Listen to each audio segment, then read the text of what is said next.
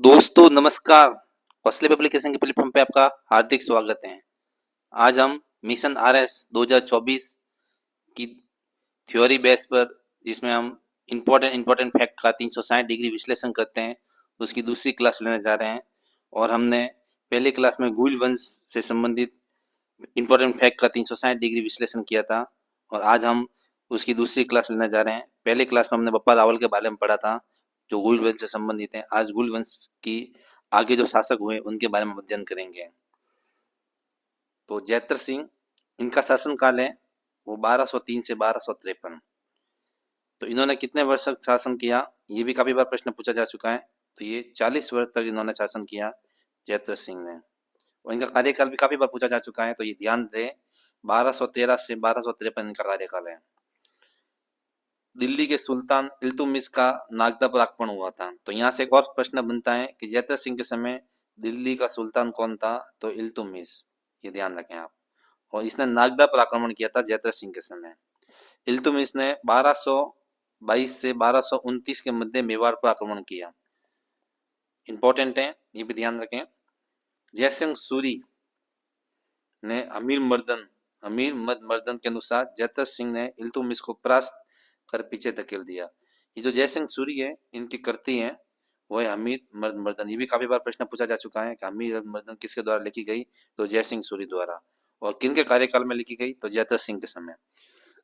इन्होंने जैत्र सिंह ने इल्तुतमिश को परास्त कर पीछे धकेलने का वर्णन किया है।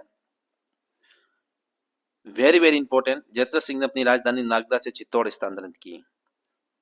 मेवाड़ का वह पहला शासक या गुइल वंश का वह पहला शासक जिसने नागदा से चित्तौड़ को अपनी राजधानी बनाया, वो जैत्र सिंह था। ये ध्यान रखें, very very important. Jaitra Singh ने ही नागदा से चित्तौड़ को अपनी राजधानी बनाया था। तो ये था जैत्र सिंह के बारे में। आगे तेज सिंह, इनका शासन काल है 1253 से 1273, और इन्होंने 20 वर्ष तक शासन किया। अब ये शासन काल भी प्रश्न बनने शुरू हो चुके हैं, तो आप सबके शासन काल याद रखें। तो तेज सिंह का शासन काल है 1253 से 1273। तेज सिंह की कुछ उपाधियां हैं, जिसमें परम भट्टारक, महाराधिराज और परमेश्वर, ये 3 तेज सिंह की उपाधियां हैं, ध्यान रखें। परम भट्टारक, महाराधिराज और परमेश्वर की उपाधियां धारण की उसे प्रतिभा संपन्न साबित करती हैं। दिल्ली के सुल्तान गियाउद्दीन बलबन का मेवाड़ पर आक्रमण हुआ, परंतु इसमें उसको सफलता नहीं मिली। तो तेज सिंह के समय दिल्ली का सुल्तान था गियाउद्दीन बलबन, ये ध्यान रखें। ये भी प्रश्न आ चुका है कि तेज सिंह के समय दिल्ली का सुल्तान कौन था? तो गियाउद्दीन बलबन। तेज सिंह की रानी जैतल देवी, वेरी वेरी इंपॉर्टेंट, चित्तौड़ में श्याम पार्श्वनाथ मंदिर का निर्माण करवाया था। तो जो चित्तौड़ दुर्ग में जो ये श्याम पार्श्वनाथ का मंदिर है, इसका निर्माण रानी जैतल देवी ने करवाया था। ये रानी जैतल देवी तेज सिंह की पत्नी थी या रानी थी। इंपॉर्टेंट फैक्ट है, ये काफी इंपॉर्टेंट है, काफी बार प्रश्न आ चुका है, इसका ध्यान रखें। श्याम पार्श्वनाथ मंदिर का तेज सिंह के समय, ये भी काफी इंपॉर्टेंट है, श्रावण प्रतिक्रमण सूत्र श्रुणी लिखा जाना, जिसके उसके काल को कला और साहित्य की उन्नति का प्रमाण माना जाता है। ये जो श्रावक प्रतिक्रमण सूत्र श्रुणी है, ये 1260 में लिखा गया था, ये ध्यान रखें।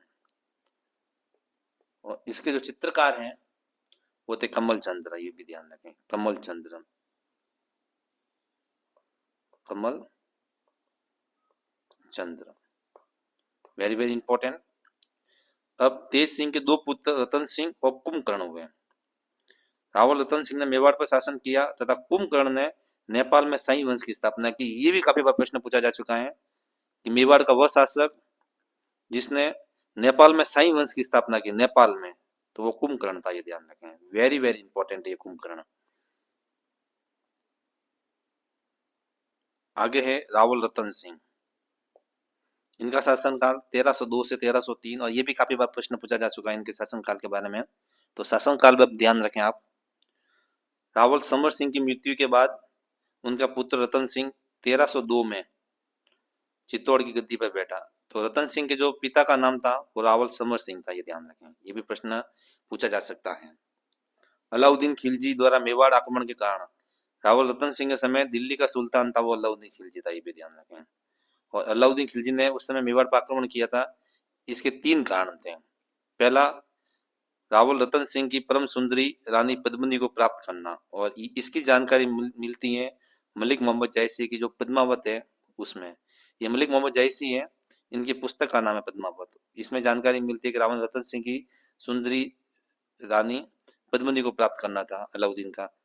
दूसरा, चित्तौड़ का व्यापारिक और सामरिक महत्व, और तीसरा, अलाउद्दीन का महत्वाकांक्षी एवं साम्राज्यवादी होना। इंपॉर्टेंट है इसमें से वो ये है। यदि ऑप्शंस में ये तीनों दे रखे हो तो आप पहले इस पे टिक करें। इंपॉर्टेंट ये है कि अलाउद्दीन का महत्वाकांक्षी एवं साम्राज्यवादी होना ही मेवाड़ पे आक्रमण का मुख्य कारण था, या मुख्य कारण पूछ लें कि मेवाड़ पर अलाउद्दीन का आक्रमण का मुख्य कारण क्या था, तो ये था अलाउद्दीन का महत्वाकांक्षी एवं साम्राज्यवादी होना। चित्तौड़ का युद्ध ये 1303 में हुआ था। 1303 में अलाउद्दीन खिलजी ससैन्य चित्तौड़ आ पहुंचा। लंबे समय तक घेरा डालकर रखने पर भी जब अलाउद्दीन को सफलता नहीं मिली तो उसने धोखे से रावल रतन सिंह को बंदी बना लिया। गोरा और बादल, ये दो रावल रतन सिंह के सेनापति थे, ध्यान रखें। काफी बार प्रश्न पूछा जा चुका है। जैसे जैता और कुपा मालदेव से संबंधित है, वैसे गोरा और बादल रावल रतन सिंह से संबंधित हैं, और उनकी रानी पद्मिनी ने उनको मुक्त करवाया। अंत में रतन सिंह गोरा बादल सहित लड़ते हुए वीर गति को प्राप्त हुए, और पद्मिनी ने 1600 स्त्रियों के साथ जौहर किया था, ये ध्यान रखें। ये संख्या पूछने की संभावना है, आगे भी पूछी जा चुकी है। पद्मिनी ने 1600 रानियों के साथ जौहर किया था, और ये चित्तौड़ का पहला शाखा था, ये ध्यान रखें, पहला। और चित्तौड़ का पहला शाखा को आप चाहे इसको पहला जौहर कहो, पहला शाखा था ये। घमासान युद्ध के बाद जिसमें तत्कालीन इतिहासकार अमीर खुसरो सम्मिलित था, very very important. Alauddin Khilji ने जब चित्तौड़ पर आक्रमण किया तो उस समय अमीर खुसरो भी साथ में था, और आंखों देखा जो युद्ध का वर्णन है वो अमीर खुसरो ने किया था, और ये किया था अमीर खुसरो की पुस्तक है खजाइन उल फतू या तारीख अलाई। ये भी काफी बार पूछी जा चुकी है कि चित्तौड़ का आंखों देखा वर्णन कौन सी पुस्तक में मिलता है, तो खजाइन उल फतू या तारीख अलाई में मिलता है। और ये किसकी पुस्तक है? अमीर खुसरो की।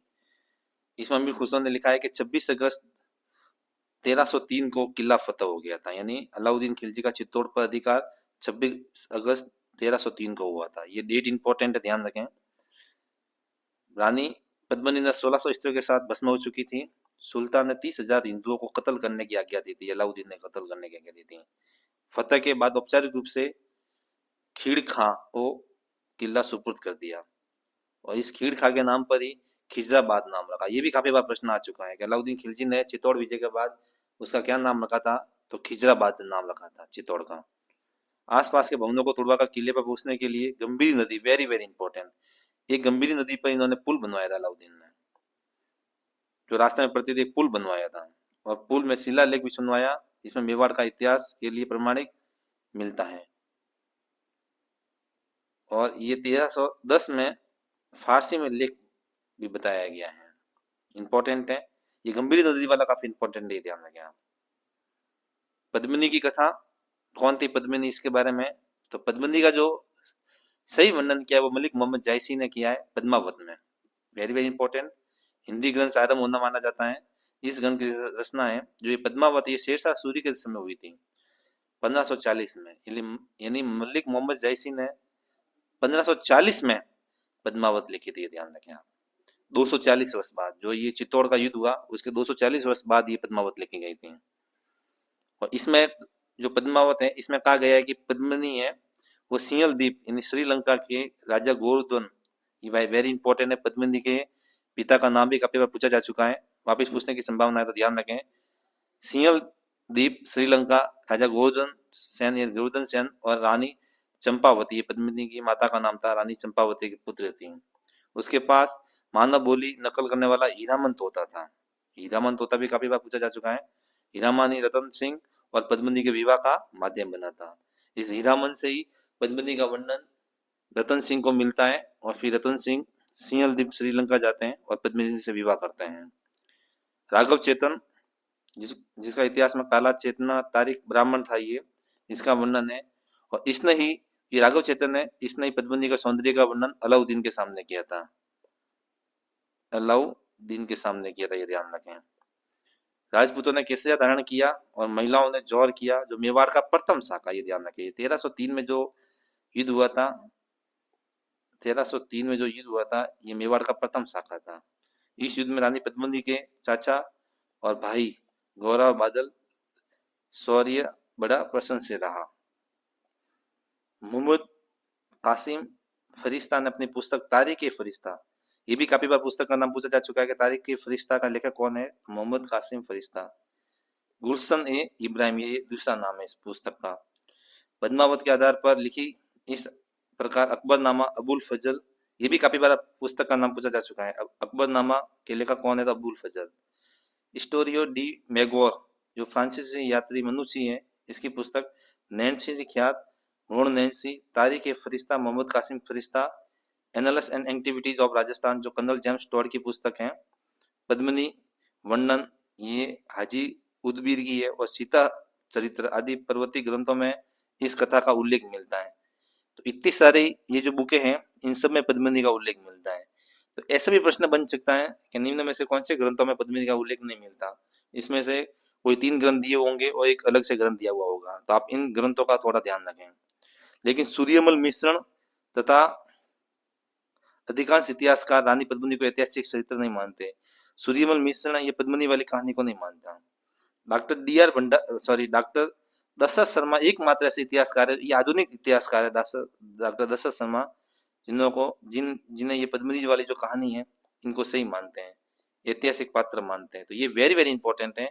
आधुनिक इतिहासकारों में मात्र डॉक्टर दशरथ शर्मा एकमात्र ऐसे इतिहासकार हैं जो ये पद्मिनी वाली जो मोहम्मद पद्मावत है इस कहानी को सही मानते हैं। बाकी आधुनिक इतिहासकार इस कहानी को नहीं मानते। तो ये थी हमारे आज की गोहिल वंश के इतिहास से संबंधित दूसरी क्लास। उम्मीद करते हैं आपको ये क्लास बहुत अच्छी लगी होगी।